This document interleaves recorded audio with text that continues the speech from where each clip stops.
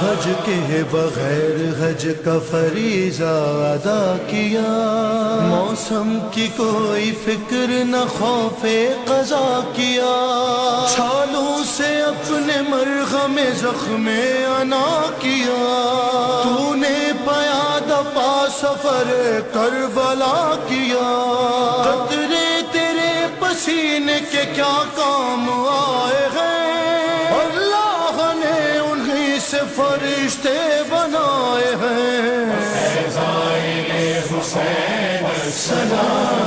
کیونکہ دیکھیے روایت میں کہ زمینوں میں سب سے پہلے زمین کربلا نے پروردگار کے سامنے تواضع اور انکساری کو اور اپنا سر نیاز کو جھکایا تھا، تو پروردگار عالم نے اس کو اس قدر فضیلت دے دی، زمین کربلا کو اس قدر فضیلت دی کہ ہمارے چوتھے امام زین العابدین علیہ السلام فرماتے ہیں اللہم صلی علی محمد و علی محمد،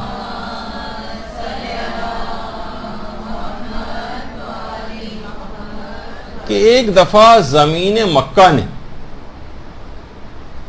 اپنے فضائل بیان کی اور کہا کہ بیت اللہ میری پشت پر ہے، میری فضیلتوں میں سے زمین مکہ نے اپنے فضائل بیان کیے کہ بیت اللہ میری پشت پر ہے،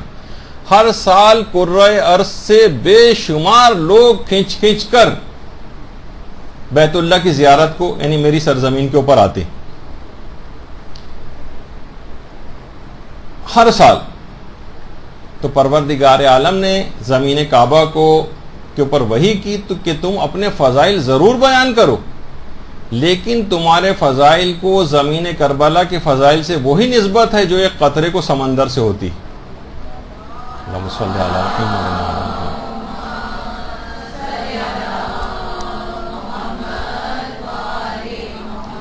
اور فرمایا کہ آگاہ ہو جاؤ، اگر زمین کربلا کا پیدا کرنا مقصود نہ ہوتا تو اے زمین مکہ تمہیں بھی یہ فضائل حاصل نہ ہوتے، اور اگر زمین کربلا کا یہ مدفون نہ ہوتا تو اے زمین مکہ میں تم کو بھی پیدا نہ کرتا، اور اگر یہ مدفون نہ ہوتا تو وہ بیت اللہ جس پر تو فخر کر رہی ہے اس کو بھی بنایا ہی نہ جاتا۔ اور چوتھے امام یہ جملہ بھی ارشاد فرماتے ہیں کہ جس وقت زلزلہ قیامت آ رہا ہوگا تو اس وقت زمین کربلا کو پروردگار اپنی قدرت کاملہ سے اٹھا لے گا اور جنت کے خطوں میں سے خطہ قرار دے دے گا جو کہ انبیاء اور مرسلین کا مسکن بن جائے گا، اور اس کے نور سے اہل جنت کی آنکھیں خیرہ ہو رہی ہوں گی، اہل جنت کی، جس کے اندر انبیاء اور مرسلین، سوچی کہ انبیاء اور مرسلین وہاں پر رہ رہے ہوں گے۔ اور ہمارے چھٹے امام یہ بھی جملہ ارشاد فرماتے ہیں کہ سرزمین کربلا کے سفر میں جو زائر ہوتا ہے وہ جب اس کو پسینہ آ رہا ہوتا ہے گرمی کی وجہ سے یا تھکاوٹ کی وجہ سے، تو اس کے پسینے کے ایک قطرے سے 70 ہزار ملائکہ پیدا ہوتے ہیں جو زائر کے لیے تسبیح اور استغفار کرتے ہیں۔ اللہم صلی علی محمد و علی محمد۔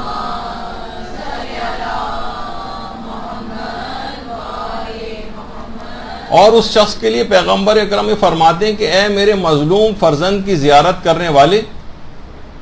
اور اس کے لیے مصائب کو برداشت کرنے والے، اس کی زیارت کے لیے کہ میں محمد صلی اللہ علیہ وآلہ وسلم صلی اللہ علیہ وسلم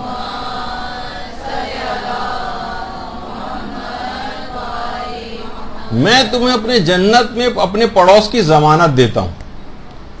اور امیر المومنین علیہ السلام یہ جملہ ارشاد فرماتے ہیں کہ اے میرے مظلوم بیٹے کے زوارو، میں علی علیہ الصلوۃ والسلام اللہم صلی علی محمد و علی محمد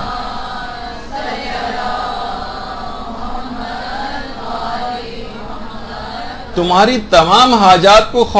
تمہاری تمام ضروریات کو خواہ دنیا کی ہوں خواہ آخرت کی ہوں میں پوری کرنے کی ضمانت لیتا ہوں۔ اور جیسے ہی یہ زائر صحن روضہ کے اندر قدم رکھتا ہے، جیسے ہی یہ زائر صحن روضہ میں قدم رکھتا ہے ملائکہ اس کو گھیر لیتے ہیں، اور جیسے ہی یہ قبر مطہر کے سامنے پہنچتا ہے امام حسین علیہ السلام اس کی طرف متوجہ ہو جاتے ہیں، اس کے لیے دعائیں مغفرت کرتے ہیں، اور جس وقت امام حسین دعا کے لیے ہاتھ بلند کرتے ہیں اس کی مغفرت کے لیے تمام انبیاء اور تمام ملائکہ ان کے ساتھ اس زائر کے لیے شامل دعا ہو جاتے ہیں۔ اور یہ زائر جب اپنے وطن واپس جانے کے لیے پلٹتا ہے تو الوداع کہنے کے لیے جبرائیل، اسرافیل، میکائیل تمام ملائکہ کے ساتھ الوداع کہنے کے لیے آتے ہیں، اس کو مبارکباد دیتے ہیں، تم خوش نصیب ہو، تمہارے تمام گناہ بخش دیے گئے ہیں، جاؤ اب تم کبھی آتش جہنم نہ دیکھو گے۔